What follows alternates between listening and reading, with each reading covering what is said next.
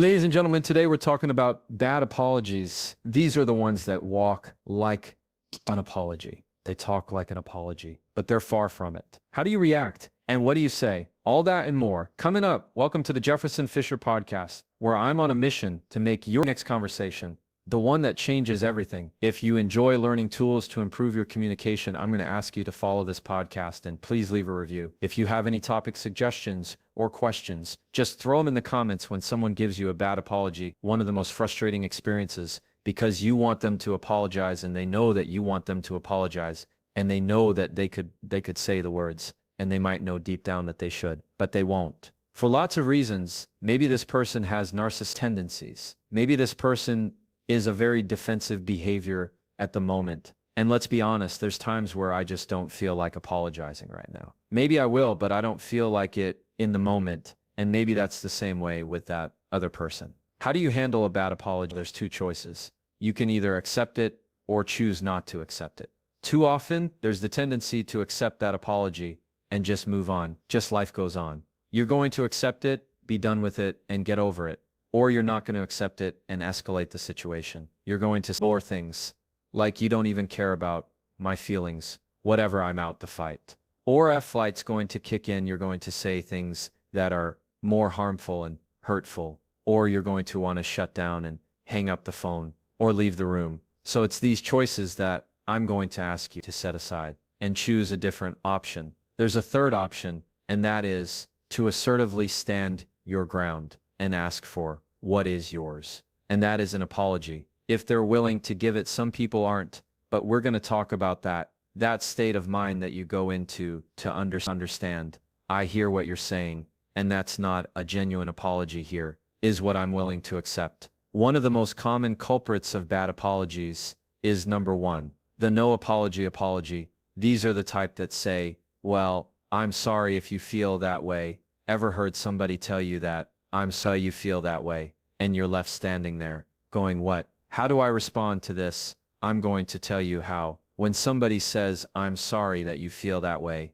you're going to respond, don't apologize for my feelings. Apologize for what you said. I'm going to say that again the next time that somebody says, I'm sorry you feel that way. Yep. Hey Jefferson, well, I'm sorry you feel that way. They tell you that you're not going to accept it. And you're not going to escalate the situation. You're going to calmly respond. Don't apologize for my feelings. Apologize for what you said. Here, what you're saying is, don't apologize for my feelings. I got those. These are my feelings. And nobody needs to apologize for how I feel, let alone the person who has caused me harm or made the error. It should be your action that you're apologizing for. So you're calling them out of saying, no, I need take some accountability for what you said. And you say it in a way that says, no, I appreciate the thought you don't need to apologize for my feelings. I need you to apologize for what you did, for what you said, for whatever it is. You're flipping the dynamic that takes away the power of their bad apology. Another very popular apology is the justification apology. This is where they blame what they did on something else. Maybe it's stress related to work, maybe it's something else going in their life, and you typically hear it like this. This is number two. I'm sorry, I've just been so stressed lately. I'm sorry, I've just been so under the gun. I'm sorry, I've just been X, Y, and Z. Whenever you hear that, I'm sorry, and they're shifting the responsibility of what they did or what they said to you onto some third party, some external factor. When you hear that, you're going to listen and calmly say, you don't need to apologize for your stress, but you do need to apologize for what you said to me. I need you to apologize for what you did. You see how you flip that dynamic instead of getting more upset and saying, what are you talking about? You haven't been stressed. How about you live? Walk a mile of my shoes and see how stressed I am. And you start comparing who's busiest, and it goes south really quickly. So whenever they blame something, it's often stress. I'm sorry, I've just been so stressed lately. I've just been so overwhelmed. Whenever you hear that, you sound a lot more calm and controlled when you say you don't need to apologize for your stress. You don't need to apologize for the week that you've had, as if it's in an understanding way to say, yeah, I get it. I'm not I'm not trying to doubt, I'm not trying to debate that you had a hard week or that you've been stressed. Because if you start to challenge that, it's going to spiral down and it's not going to go well. Instead, you're just going to acknowledge it. So yeah, I understand. You don't need to apologize for your stress. I need you to apologize for what you just said. If you want this conversation to continue, I'm going to need you to apologize for what you just said, unless you meant it. And if you did, then we need to have a more serious conversation. See what I mean? A lot stronger. And number 3, another big major category of bad apologies are conditional ones. These are the ones that say, I'm sorry if I'm sorry. If you were offended by that, I'm sorry if you didn't like what I had to say. You've heard that before. I know that I certainly have, as you can imagine, between attorneys and phone calls and judges and hearings. There are a lot of bad disingenuous apologies that get thrown around, especially right after saying something that's very inappropriate or impolite at the moment. So if you hear the phrase, I'm sorry if you were offended, I'm sorry if you didn't like what I had to say, you're going to go back to what we talked about. And number 1, and calmly and coolly say, you don't need to apologize for my reaction. I need you to apologize for what you just said. See how you sound much more assertive, how you're leaning into it. See, most of the time, if they say, well, I'm sorry if you're offended, you go into, well, I mean, I wasn't really offended. And you start trying to justify your feelings. You start trying to explain to them your feelings of how you meant in that moment and what they said meant to you. So often you can elate that altogether and flip the dynamic, this saying, you don't need to apologize for my reaction. Kind of like number 1, I got that. That's my reaction. I need you to apologize for what you just said. Or if they say, well, I'm sorry if you were upset, you can respond with, it's not an if, it's a that you hear me. It's not an if, it's a that. It's a quick way to tell them. It's not, there's no if here, it's not, I'm sorry if I hurt you. It's, I'm sorry that, see the difference? Good. Now almost every bad apology has a giveaway. You ready for it? As a dead giveaway that you can tell right away, it's not a good apology. They say, I'm sorry that you were, I'm sorry if you. They rarely, by a few exceptions, will say, I'm sorry that the good apologies typically begin with, I'm sorry that I said that. They will take responsibility because they're using the word I. The ones that throw it back to say, I'm sorry that you, no, that's never going to go well in any circumstance. So you need to watch out for the case that when they say, I'm sorry that you feel that way. I'm sorry that you were upset by that. I'm sorry that you can't take a joke. It's never, I'm not going to say never. It's typically not a good apology. It's a bad one. Okay, we're now at the portion where I get to read a follower's email. If you're not part of my weekly newsletter, I send out a tip, communication tip, once a week, right, to your inbox. And I have the ability to interact with you when you ask questions, ask for a certain advice on things. I can give it in my email. It's a whole lot of fun. If you're not part of that group, it's going to be in the show notes there at the bottom.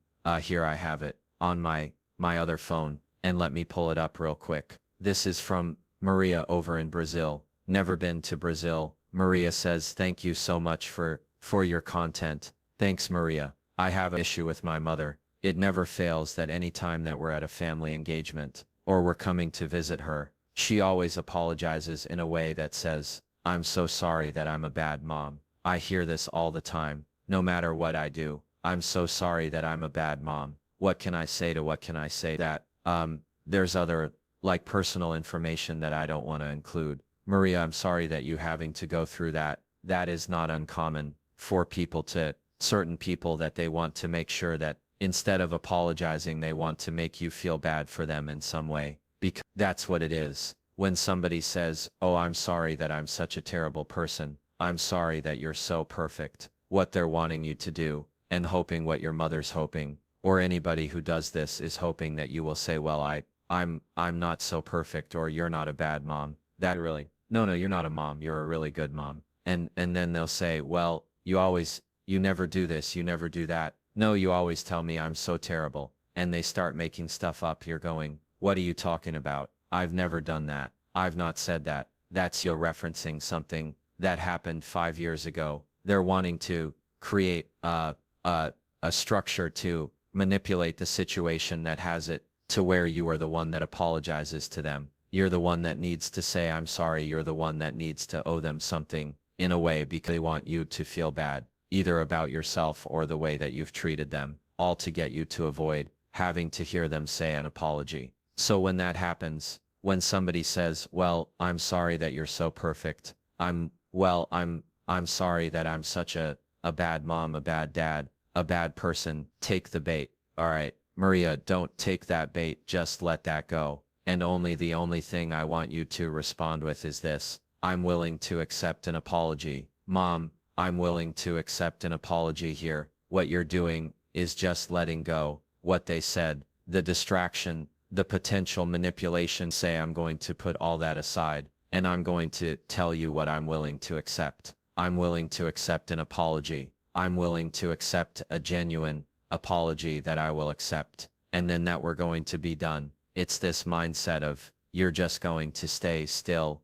and you're not going to go chase what everybody else is doing. Sound good? So it just understand what that happens. It's very normal. It's very common. It's just ways of trying to get the spotlight off of them and deflect, right? You've heard that they just want to deflect responsibility. That's another tactic of doing that. They just want to send it off to somebody else and it just happens to be you in the room. So they want to blame other people for how and why they're acting a certain way. So instead you say, I'm willing to accept an apology. Yeah, and if somebody says, well, I did apologize. I said, I'm sorry. I said, sorry. There it is. I'm done. I said, I'm sorry. That's not a real apology either because they don't mean it. So what I like to do when you kind of hear that, all you need to say is, I'm willing to accept it. When it sounds like a real apology, I'm willing to accept it. When it sounds like you mean it, accept it. When it sounds like you mean it. So just understand that when you're saying these phrases of I'm willing to accept or I will accept it, you're giving them an out. You're saying, hey, you can be out of this situation. I'm willing to accept it at any point when it sounds like a real genuine apology. And I have to make sure that I tell you, some apologies are never going to come. They're not going to happen. It's not your fault. There's no magic phrase. There's nothing you can say that's going to make someone apologize. If they don't want to, they won't. You just can't do anything about that. But what you can do is to decide in reprioritizing your mind how important this person is to you, because if they're not willing to apologize to something that is important to you, then that should be considered in a major way. If they truly do care about you and want to be in your life, want to be the better part of your life. So understand that some apologies aren't going to happen. That doesn't mean that you've done something wrong. That doesn't mean that you're a failure. It doesn't mean that any of the blame should be placed on you. That's just not going to happen. Some people, for any number of reasons, in any number of contexts. But I want to make sure that I tell you, when they refuse to apologize, don't keep digging a hole that you're never going to find water in. Don't try it. Force it when it's just not going to happen. If you need to, you can say it. Is there a chance that we can have another conversation? We can talk about how I need an apology from what just happened. If you postpone it in a certain way, because sometimes people don't want to apologize in the moment, to say, I will apologize. I'm not ready to right now. That's valid. That's a real feeling. But to totally dismiss you altogether and say, I'm never apologizing for that. I'm not apologizing. I'm done nothing wrong. I'm never going to apologize. You need to, instead of continuing to force it in, pressure, and make it look like you're pleading for this apology, you really just need is an acknowledgement that they know what they did. That's really what you want at the end of the day. You just want them to acknowledge, because apologies often are really for you, so that you can understand and hear that they acknowledge what they did, and they acknowledge the consequences of it and those repercussions. So make sure and hold your ground. And if they don't want to apologize, that's not your fault. Bad apologies are never fun. They're extremely frustrating. It makes you want to just scream out loud sometimes, but instead, we're just going to keep ourselves calm and cool. And remember, when you hear bad apologies, go back to the mindset of, where are they trying to take me and how can I bring them back to it? So if somebody says, well, I'm sorry that you feel that way, number one, you're going to respond, you don't need to apologize for my feelings. I need you to apologize for what you said. If they try to make something number two, that's conditional to say, I'm sorry if you feel that way. We're going to go back to number one. You don't need to apologize for my reaction. I got that. I'll control my reaction. I need you to take accountability for what you did. And if somebody is trying to push off that responsibility altogether, understand that it's okay to just let it go and understand where that person is in your life and how important they are to you. Bad apologies, never fun, but you handle those tips. You get a hold of those tips, take them to the heart. You'll be able to do it better next time. Thank you for listening to the Jefferson Fisher podcast. If you enjoy learning tools to improve your communication, I'm going to ask that you follow this podcast and please leave a review. You can listen to this podcast wherever you listen. It's Spotify, Amazon, it's on YouTube, Apple, any of them. That's in there. And if you have any questions and comments, just throw them in the chat, in the comments there, and I'll be able to listen to them. And I do read them and I do heart them for myself. So they do matter. And as always, can try that and follow me.